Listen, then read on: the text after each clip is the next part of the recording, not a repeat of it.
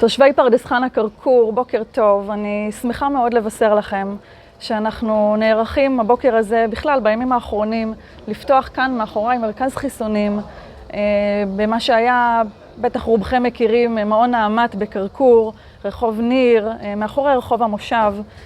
26,000 מבוטחים בקופת חולים כללית.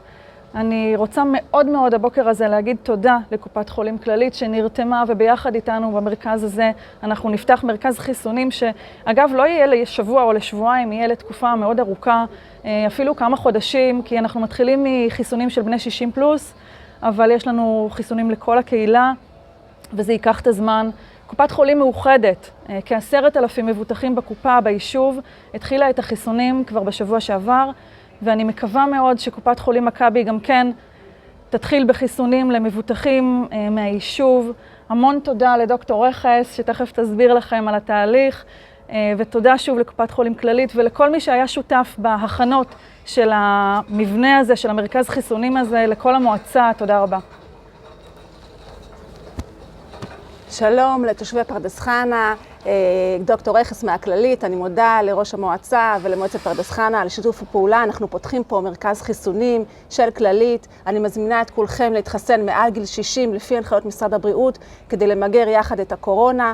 אני מזכירה בינתיים לשמור על ההנחיות של משרד הבריאות, על ריחוק חברתי, על מסכות ועל מיגון, ובואו ביחד ננצח את הקורונה. תודה. אני רוצה רק עוד להוסיף מילה אחת.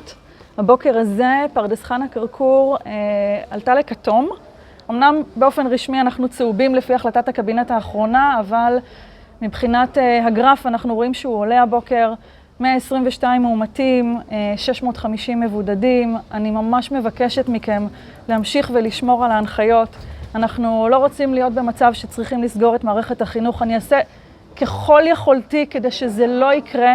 אני חושבת שזה מכניס שפיות למערכת, וממש ממש אעשה את הכל כדי שמערכת החינוך תמשיך כסדרה.